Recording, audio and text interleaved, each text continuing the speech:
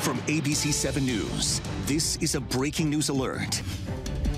Breaking at this hour, President Trump is now at Walter Reed Medical Center in Bethesda after testing positive for the coronavirus. The president walked to Marine One himself and gave the cameras a thumbs up. The president has had a fever, a low-grade fever is how it's being described this morning, and is fatigued. Now, before he boarded Marine One, President Trump recorded this message. I want to thank everybody for the tremendous support. I'm going to Walter Reed Hospital. I think I'm doing very well, but we're going to make sure that things work out. The First Lady is doing very well. So thank you very much. I appreciate it. I will never forget it. Thank you. And that message posted to Twitter just minutes ago. The White House says there will not be a transfer of power while the president is at the medical center for a few days. First Lady Melania Trump also tested positive for COVID-19 and has mild symptoms. We do have team coverage from the White House to Walter Reed tonight. ABC 7's Kevin Lewis is live outside the medical center. And Kevin, what can you tell us? Well, Carl and Michelle, this has certainly developed quite rapidly over less than 24 hours. At first, we were told the president was asymptomatic. Then it was upgraded to mild symptoms. And now he is here at Walter Reed Medical Center. We are positioned atop a hill right beside the entrance to the medical center metro station along the Red Line. Behind me is Walter Reed. In front of me is the National Institutes of Health. We heard word about this late in the afternoon during the 4 into the 5 o'clock hour. We rushed here from our live shot location in Rockville, and by the time we arrived, there were already dozens of media. You can see there is a long line. We're standing here alone on this hill, but the bulk of the media is down this hill. There are local, national, and many international journalists. That is a media gaggle with lots of live shots and many different languages being spoken as we all witness history here in America. Now, across the street, traffic has reopened here on Rockville Pike, but Montgomery County Police and unmarked police vehicles are blocking access to gate number 2. Just beyond that gate is the Walter Reed helipad, and around 6:30 in the evening here, we watched as Marine One landed on the helipad. I and dozens of other journalists, photographers, and members of the general public kind of flirted with proximity to that gate, ultimately tiptoeing our way all the way to that gate. You could see Secret Service and other members of law enforcement were apprehensive. Obviously, this was open air and potential security risk, but we, and myself included, held up our cameras and looked with our own eyes as President Trump emerged from Marine One.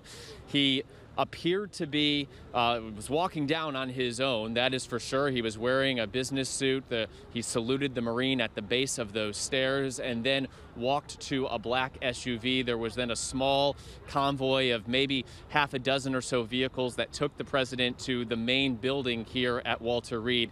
And that is what we witnessed. Rockville Pike, as I said, was shut down to all traffic for at least 15 minutes. It has since reopened, but that was somewhat surreal just to be here. I should also point out that we saw both supporters of the president, some holding Trump 2020 flags, and also people that you could tell from their body language and also things that they were saying are not a fan of the president, some wearing Joe Biden shirts. So in classic DC style, watching opposing political parties and supporters of Democrats and Republicans standing here almost like a spectacle. So now what we can tell you, the president does have a suite here at Walter Reed that we are told will allow him to continue his presidential duties. At this point, he is still the president of the United States, and he has not passed that baton on to Mike Pence. The sun is setting here in Bethesda, and people are starting to head back home aside from the media. But for those 90 minutes, I'd say, it was high energy, intensity here, and a lot of anticipation, something like I've never seen in my 7 years covering Montgomery County. For now, we're live in Bethesda. I'm Kevin Lewis. Back to you. And Kevin, if you could stay with us for a moment. Yes, this certainly was a day full of surprise and concern. We were showing some video of the president walking out in his blue suit, as you described, as well as wearing a mask. I'm just wondering if you could share a little bit about what you've learned in terms of the type of care that the president is expected to receive while at Walter Reed over the next few days. So clearly he's going to be getting top-notch care here, that is for certain.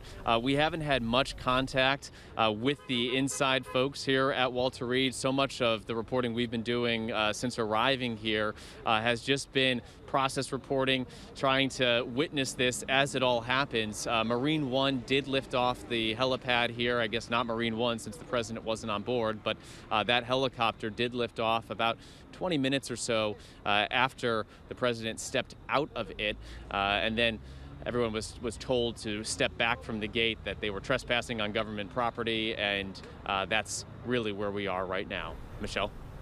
All right, Kevin, and we do know that the president has taken an experimental drug, so we'll be tracking all of that as well. Kevin Lewis, live for us. Thank you. Yeah, a little bit of that pre-treatment. It's an experimental antibody cocktail by Regeneron that is still in trials right now. The president also taking zinc, vitamin D, famotidine, melatonin, and a daily aspirin. Now, there have also been questions about testing on Capitol Hill and what that can mean for staffers who not only work on the Hill, but who live in the district as well. ABC 7's Justin Hinton is live for us on the Hill after speaking with two congressmen about protocols in place to keep everyone safe. Justin, what are they saying tonight? Well, right now, the COVID-19 rules are more strict in the House than they are in the Senate. But there's criticism that not enough is being done to keep everyone safe.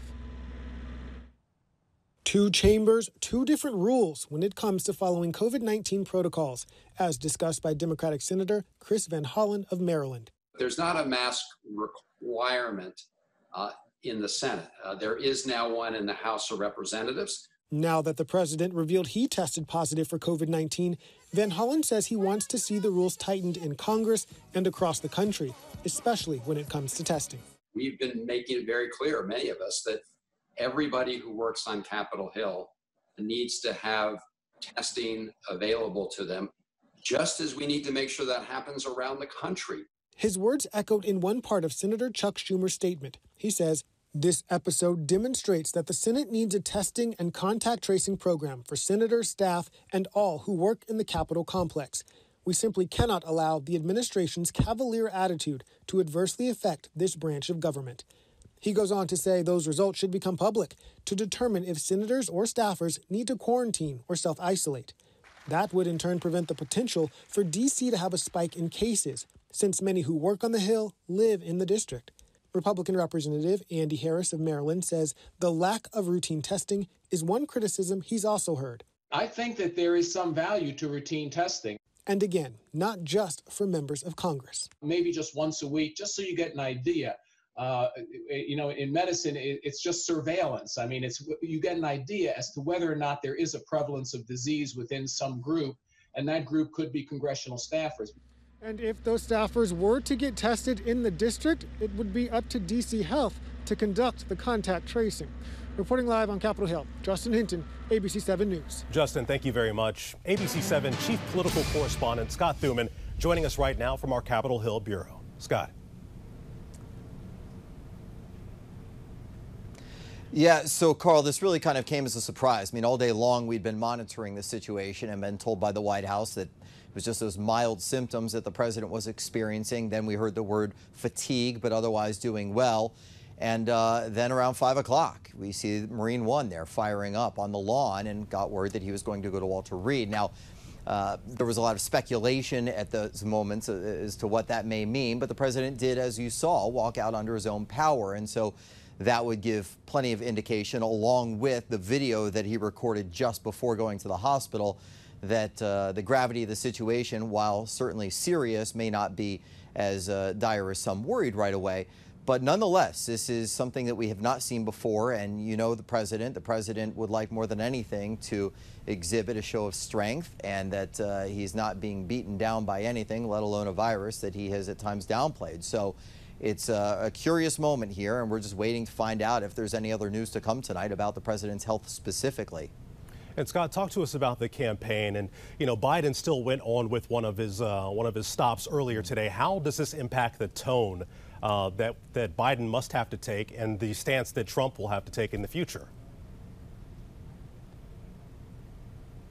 Yeah, good question. So we saw a little bit of that tone shift from Vice President Biden when he made his appearance this afternoon in Michigan, holding back from going after the president in a way that he typically might. There wasn't a lot of negative talk about the president, and that's just out of good taste. It's something that can easily backfire if you've got someone who's headed to the hospital and you're really just kind of eviscerating their policy and their persona. So Vice President Biden abstaining from that. We'll see what he does in the days to come, if he continues to campaign just as hard or if he scales back at all. As for President Trump, it was interesting because just a few hours ago we were told, hey, listen, they're going to postpone any events that the president was going to be directly related to, or they were going to make them virtual. Well, now that seems unlikely, at least for the next few days, since we're told that he will be at Walter Reed for several days. And how he resumes, we just don't know. I mean, he appeared in decent spirits and energy in that video, but that was just a 15-second video. So who really knows? You know, Carl, a couple things on the calendar that are coming up very quickly, aside from the election being just 32 days out. But you've got the first vice presidential debate. That takes place next week on the 7th. That's an opportunity for Vice President Mike Pence to play a larger role, perhaps, in this campaign. And it just times out that it was going to be his week anyway to go up against Senator Harris. And then after that was the presidential debate in Miami, October 15th. Now, interestingly enough, if the president were to have quarantined for right at 14 days, give or take, from his infection date, from his negative test, that would end on the same day as the debate. So we'll see what happens. Definitely something to watch out for. Scott, thank you very much. Michelle? Stay with ABC7 as we continue to follow this breaking story. You're looking live. Our cameras will remain there at Walter Reed Hospital, where the president is being treated, Walter Reed Medical Center. Now, as soon as we learn any new details from the White House, we will bring them to you right here on air and on WJLA.com. We're back with more live team coverage in just minutes. Welcome back to ABC7's special breaking news coverage of the president's arrival now at Walter Reed Medical Center. He landed at about 6:30 this evening. And Dave Lucas joining us in the studio right now in quite a moment, seeing Marine One on the South Lawn, and then the president arriving at Walter Reed. It is a spectacle that we see all the time, just never on the mission that it was flying today. And frankly, this is something that has happened a number of times in recent history about American presidents being taken from the White House over to what they now call the Walter Reed National Military Medical Center.